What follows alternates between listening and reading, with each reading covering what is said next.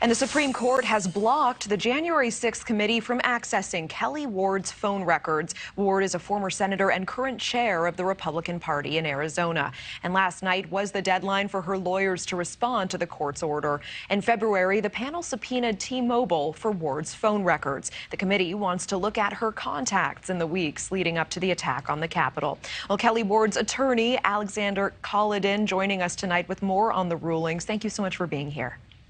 Thank you for having me. So a district court judge says the records don't include content or location information. Why not just give up the phone?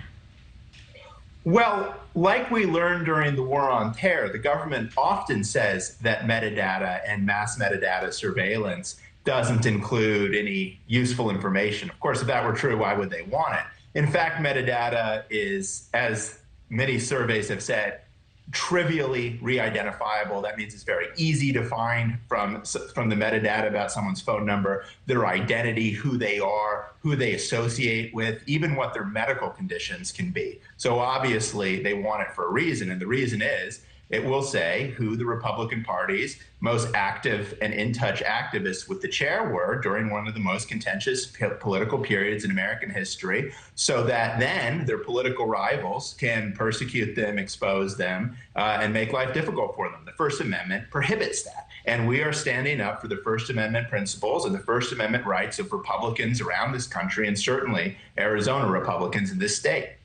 Do you think this investigation is about how far the Supreme Court is willing to go to protect Trump's allies? I think this investigation is about whether Americans still believe in the First Amendment and whether the First Amendment is still a bipartisan issue. It's really easy to wave your hands and say, oh, we can make an exception to freedom of association just this once. It's really important. And what the Supreme Court has said time and time again in some of the proudest moments of American judicial history is, no, we cannot. If we give up the First Amendment, we have given up everything that is worth saving about this country, everything that's great about this country, the one thing that still unifies us as Americans. We absolutely cannot do that. Well, Republican candidate for Arizona Governor Kari Lake has repeatedly denied the legitimacy of the 2020 election, and now she will not commit to accepting the results of this election if she doesn't win. If lawmakers continue to promote debunked claims of election fraud, what kind of impact will this have on our democracy moving forward?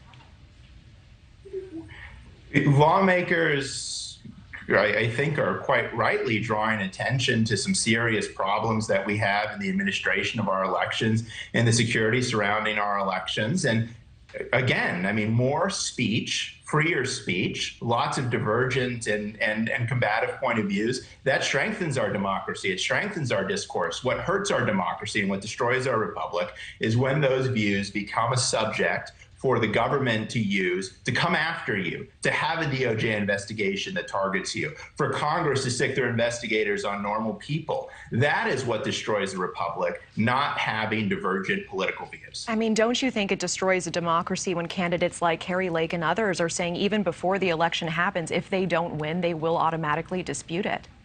Well, you know, it's like George Orwell said, to learn who rules you, figure out what you can't say, and then you'll know. Alexander Kolodin, appreciate your time. Thank you so much for coming on. Thank you for having me. Thank you for watching. Go to newsnationnow.com to find News Nation on your television provider. And don't forget to click the red subscribe button below to get more of News Nation's fact-driven, unbiased coverage.